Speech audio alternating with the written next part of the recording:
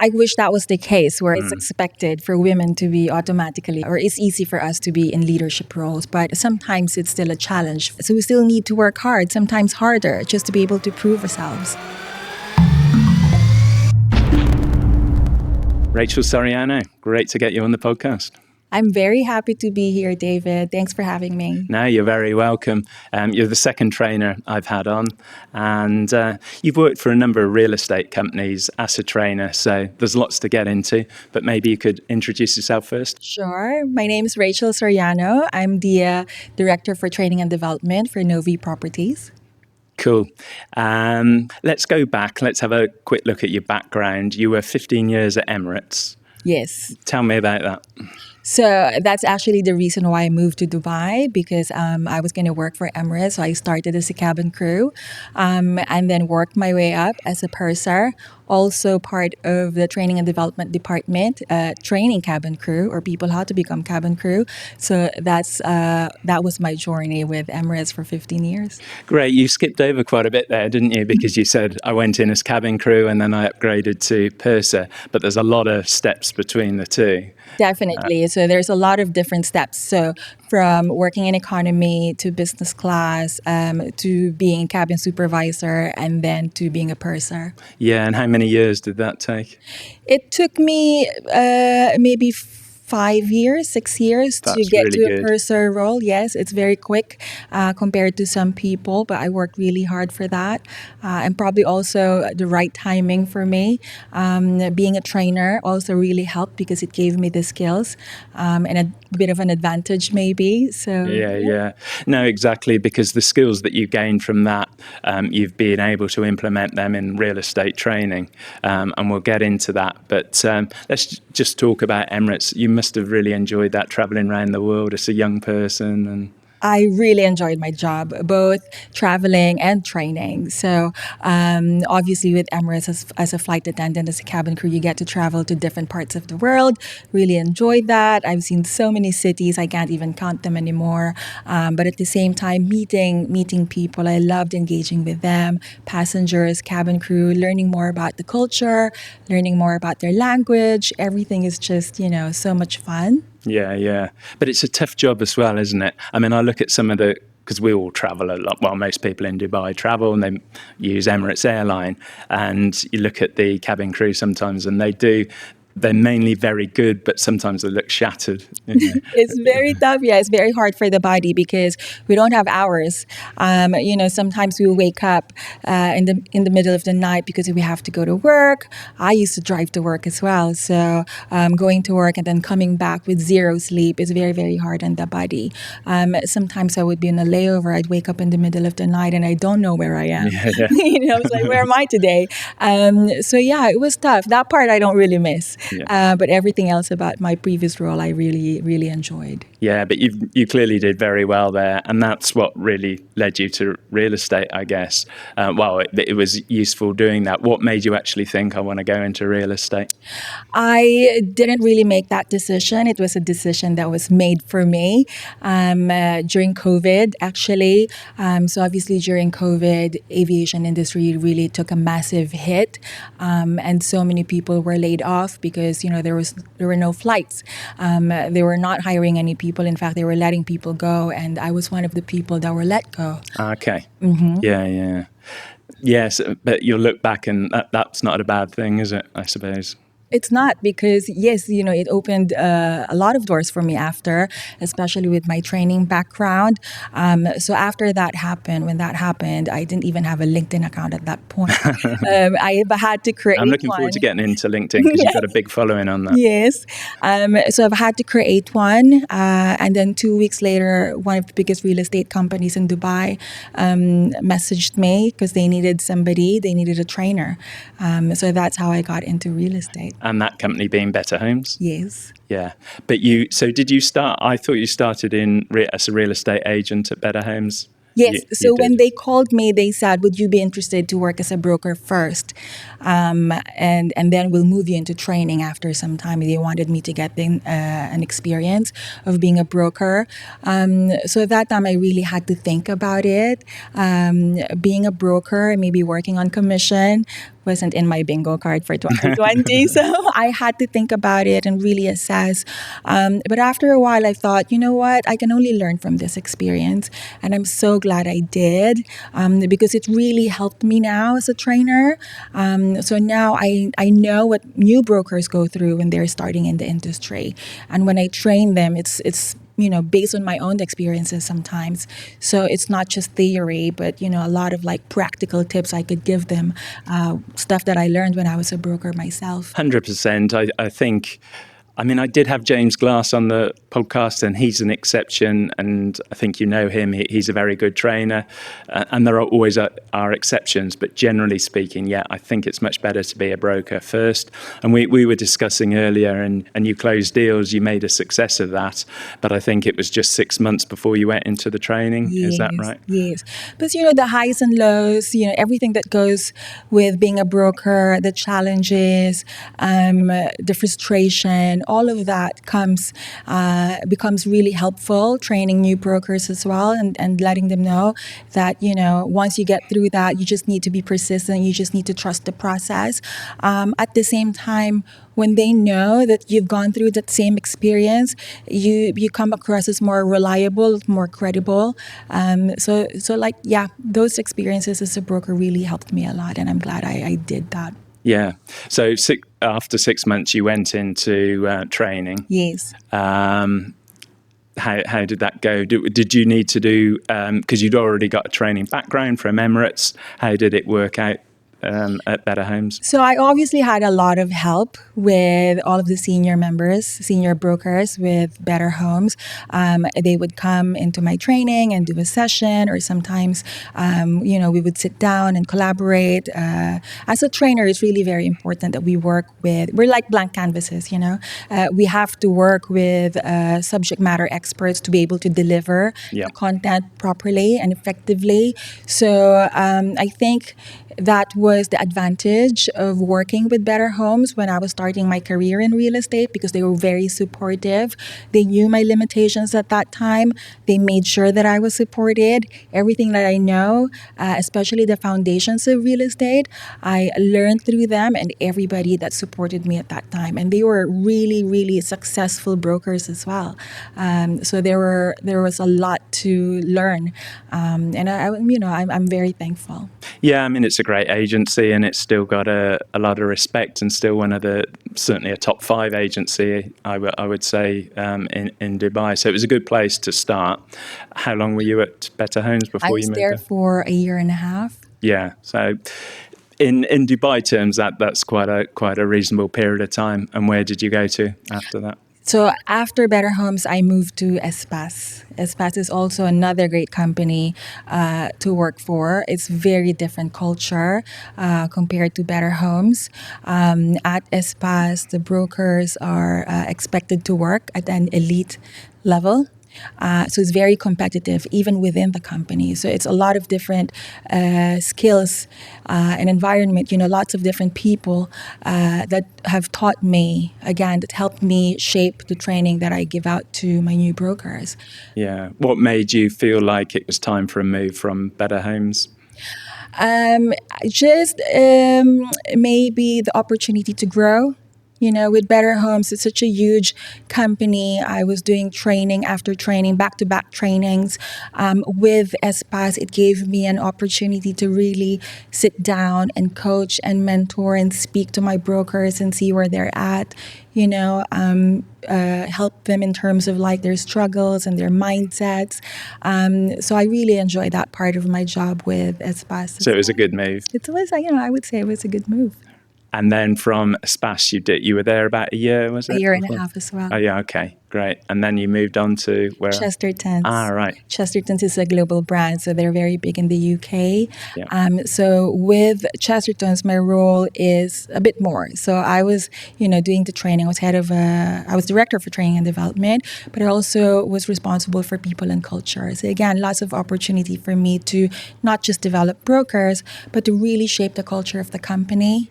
So I feel like, every time I move, there's always something new that I'm doing. And that's what I really want, to grow. Yeah, well, you get these big positions, don't you? Whether it's purser or head of training or head of people and culture, you must be a hard worker. I have to. You have to be. There's a lot of expectations, but I just really try and give my best, do my best. I like to learn a lot as well because I know that people are always looking at me, and as a leader, it's very tough in that, challenging in that way. People expect you to know everything and people expect you to have answers to everything or to be perfect sometimes. Yeah. And so I'm always just making sure that I'm educating myself, I'm learning new skills, I'm, delivering as much as I can. Yeah, great. And then from Chestertons, you moved on to where you are now, is that right? Novi. Novvi, Yes. yeah. Novi is very exciting. It's a brand new company. It's young. So with Novi, there is opportunity to really embed training and development as part of their culture. So that's what we're doing right now. Brilliant, yeah. And that's headed up by Mario, isn't Mario it? is the head of brokerage, yes. Yeah, yeah. Mario is very knowledgeable in real estate as well. I think he's been doing real estate for the last 40 years, maybe 20 years here in Dubai. So it's very, very lovely. At the same time, productive working with Mario. We collaborate a lot. We exchange ideas. Great.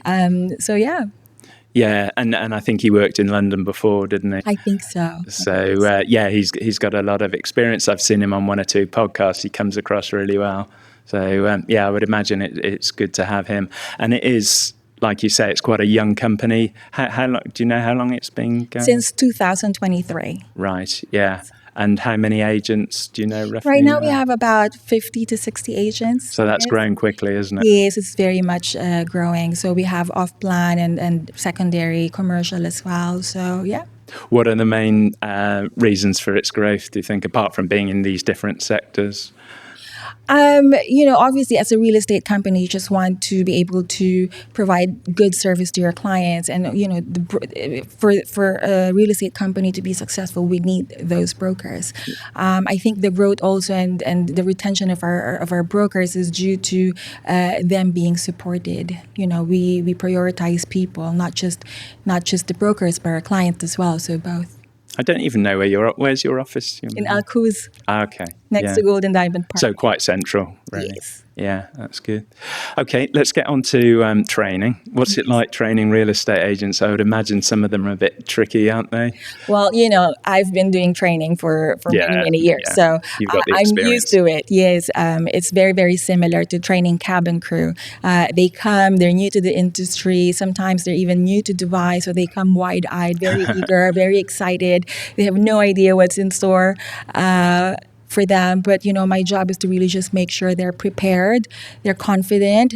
Well, obviously, they're not going to come out super confident when they're done with training, but at least to prepare them for what's coming. I don't sugarcoat anything. Like I said, I've been a broker tell it myself. like it is. Exactly. Yeah, This is yeah. what you're going to expect, and this is what you should expect. Because for some people, the expectations are high. They see all this stuff online with the Ferraris, with the Lamborghinis, this amazing lifestyle. And for some, that is possible, but it doesn't always happen, does it? It takes time. I think that's what sometimes they don't understand. They think they moved to Dubai, everything's going to be fine. I'm going to get that Rolex in 2 weeks. But, for these brokers that have managed to afford those items, it's taken them really a lot of time and hard work, and it's a combination of that plus luck as well. So I tell them, you just need to keep working hard. Remember why you're here. Remember why you moved here. Dubai can be expensive sometimes, so really prioritize and just focus. Yeah. It's interesting. What would you say sort of makes the difference? But can you see at the beginning who's going to be good and who's not? Can you? People say that to me. People ask me that all the time, and I tend not to judge anymore. I used to watch them and observe them during training, and there are some people that I feel like great, this person is easy, he gets it or they get it. It's easy to train them. You ask them questions and they seem to understand everything. But then 2 months later, they're packing their bags and they're going back Right. home. Meanwhile, I also have brokers who just sit there quietly. You're not sure, are they getting it? They don't speak maybe English well. They struggle to communicate. But then all of a sudden, they're like, It clicks. exactly hitting Yeah. their targets. So I tend not to, make that judgment anymore, but just give them the support that I feel like they need during training and even after. Yeah. So some of them will pack it in, they'll go back to whichever country they're from, whatever. But you also, I guess, had the other problem where some do well and then they'll move on to another brokerage. With retention, what can you do there? What do you do at Novvi to try and retain those agents? Like I said, for us, the focus really is supporting the brokers. Yeah. And I think one of the reasons why brokers move or people move is because they don't get the support that they need. So we want to make sure that the training doesn't end in the classroom. They move to the floor, they get supported as well, not just by myself, but the managers, Mario, even the owner is very supportive. So we listen to them, we speak to them on a regular basis, individually and as a group, to really make sure we understand what their concerns are, their challenges are. We want to make sure that we motivate them, give them the right incentives, recognition. We try. You try and make it like a family thing up to a point, I guess, just make them feel part of it. Make them feel part of it, yes. I'm not a believer of like we're a family in a company, because we're really not. No, this is a business. And I feel like people who say that we're a company, there's something else behind that. So yeah. And then what happens, because sometimes brokers do very well and they kind of get promoted, and because you've got Mario at the top in terms of management, and then you got if you like brokers down here, there has to be sort of middle management, and it's not always those middle managers that that you might be a good broker, but you might not be good at management. What's the sort of solution there? So right now, what we're trying to do with Novvi, what we're trying to implement is to create these pathways for the brokers. So obviously, when they're new to Dubai, new to the industry, the training is more about the foundations, the market, cultural awareness, for example. If they're new to Dubai, then we could be talking about Dubai, the laws and stuff like that. And then as they get more experience and we talk about more advanced skills, upskilling them, maybe about advanced negotiation skills or maybe personal branding.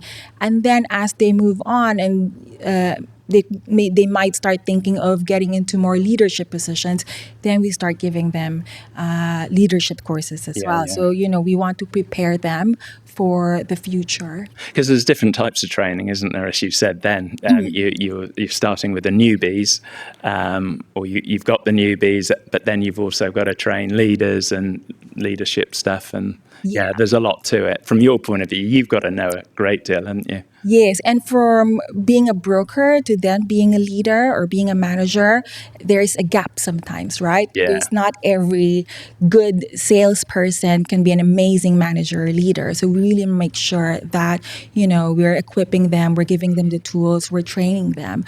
And I feel like a lot of companies as well, maybe they need to look into their programs also, because like I said, they might require different skill sets. So I would say really invest in those leadership courses. Yeah, and are you part of the team that design the courses as well as implement them? Yeah, so I do everything. I'm all around. Yeah. Cool. Let's talk a little bit about, because it's quite a tech-driven company, isn't it, Novvi? Can you talk about that? So we have incorporated tech into our training as well, as we should. Everybody should. So part of our training, we do simulations via virtual reality. We have that gadget. You've got the headset? Yes. Wow. And it's very interesting to use. It's very fun as well. It's very lifelike. So we use it for simulations. We're pretending to view a property and interact with clients. It's very fun. And is this being implemented now? Are the agents selling property using VR? Selling property using VR, not yet. Oh, it's for the It's training. for the training, Right, yes, yeah, because we wanted to make sure that their experience is not just in the classroom. It's a bit more lifelike, so it's a bit more interactive. It's a bit more engaging. So we use those. Equipments. At the same time, we are about to implement an LMS, a learning management system, wherein brokers can have learning anywhere they are. They don't have to attend classroom sessions as much as we would like them to, or as much as they require, because now it's going to be available for them wherever they are. They can do it offline.